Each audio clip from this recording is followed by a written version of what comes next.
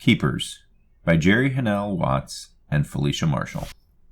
His grandmother's heavy snoring told Kenyon that she'd finished her storytelling.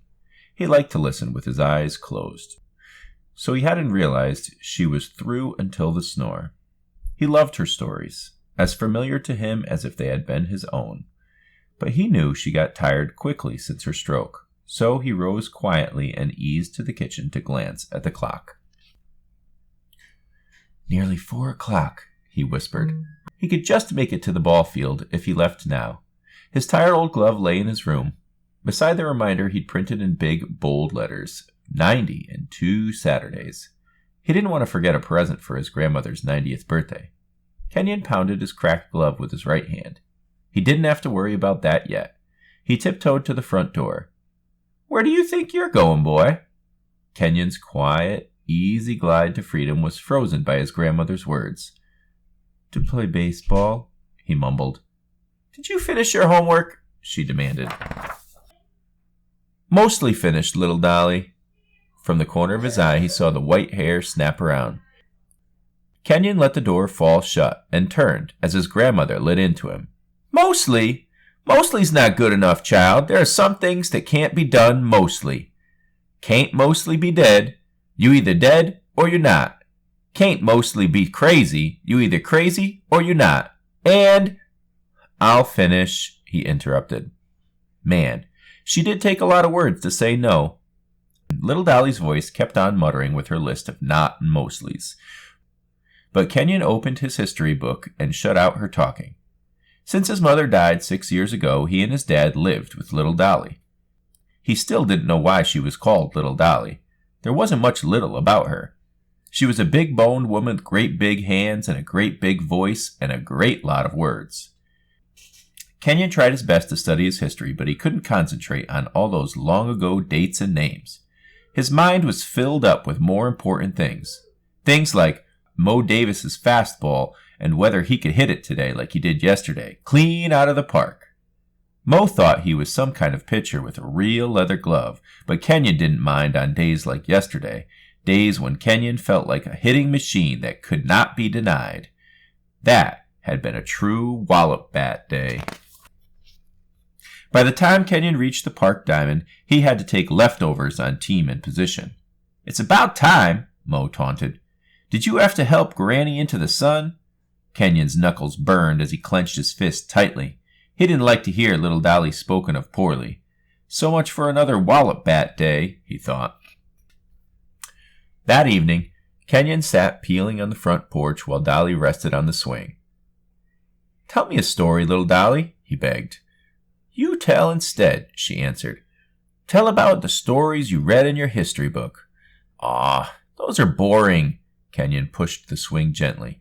"The only good stories I can tell are about baseball, and you don't care about that." "That's true enough, I suppose," Little Dolly agreed.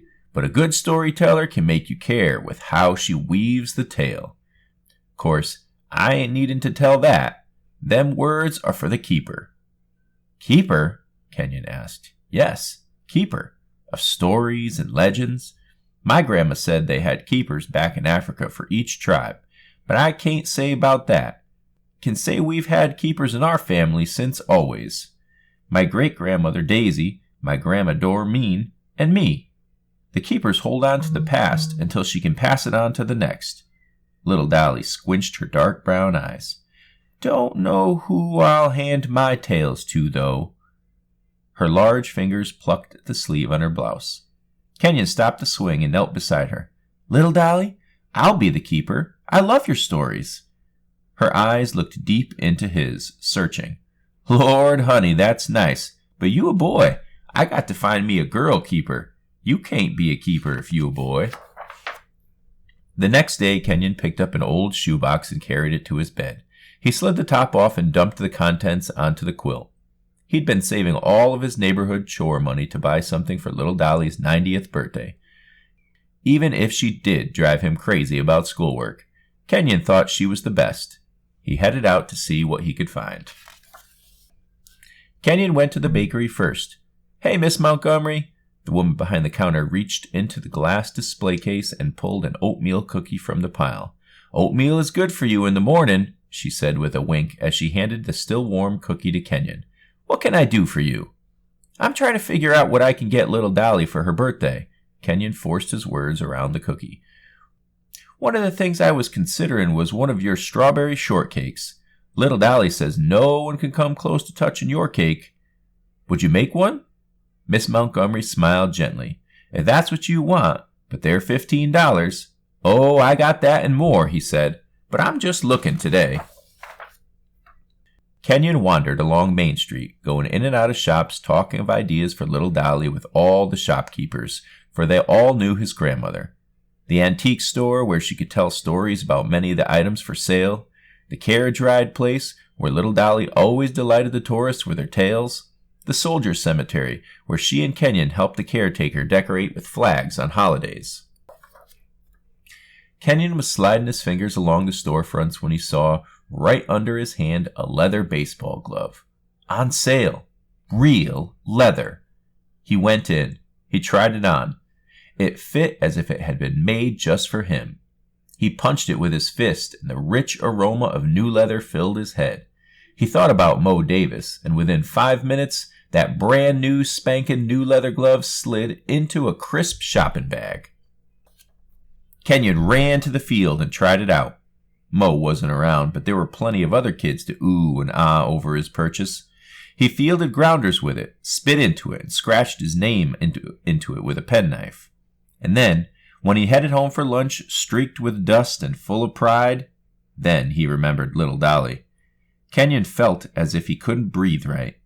His eyes opened wide, and he could feel his heart beating against his ribs the way a bat beats against a ball when it connects for a homer. "What'll I do? What'll I do?" All the way home, folks asked him if he decided yet on a gift for little Dolly. He managed to mumble something.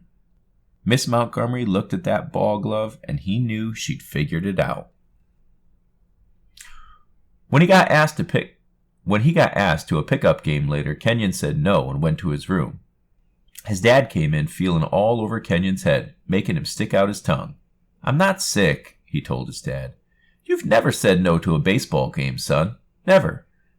Kenyon slumped onto his bed. "I'm not sick. I'm just stupid." "Why in the world would you say that?" "Dad, have you ever done something you were sorry for, but you couldn't change it?" Kenyon looked straight into his father's eyes. His dad let a breath out slow. "Well, sure. Everybody has, I expect." "So, what did you do?" "Told myself I'd do better the next time, and then went on. You can't go back, can only go forward."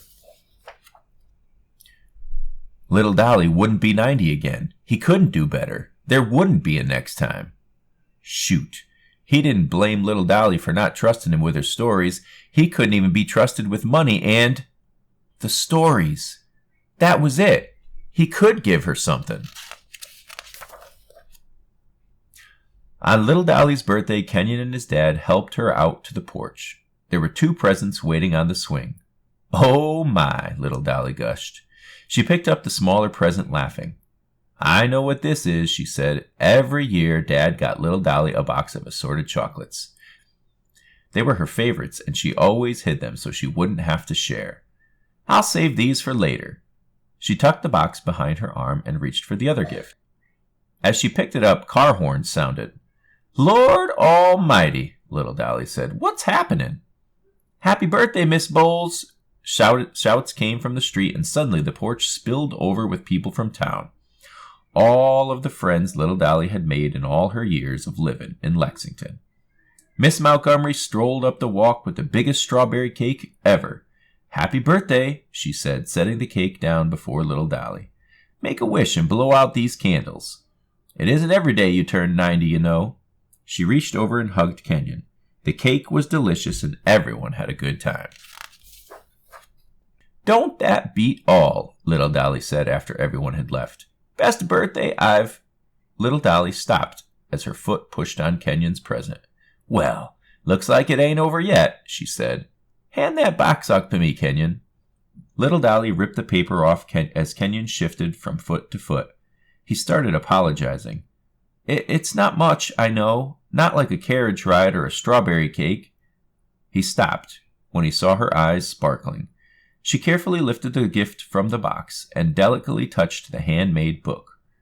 They showed us how to do that at school, Kenyon explained. How to bind it and all. And inside I put my stories, she finished. A book of my stories. Yes, ma'am. Little Dolly pulled Kenyon over to her. Tears were spilling over and dancing down her cheeks. It seems that I was wrong, Kenyon, she said. A keeper don't have to be a girl. You've done a fine job here, child. Now I'm going to need to teach you a few things all keepers got to know. And then, well, you'll need to add some of your own stories. Maybe a few baseball stories, eh? Kenyon smiled and slipped his hand into little Dolly's. It was definitely a wallop bat day.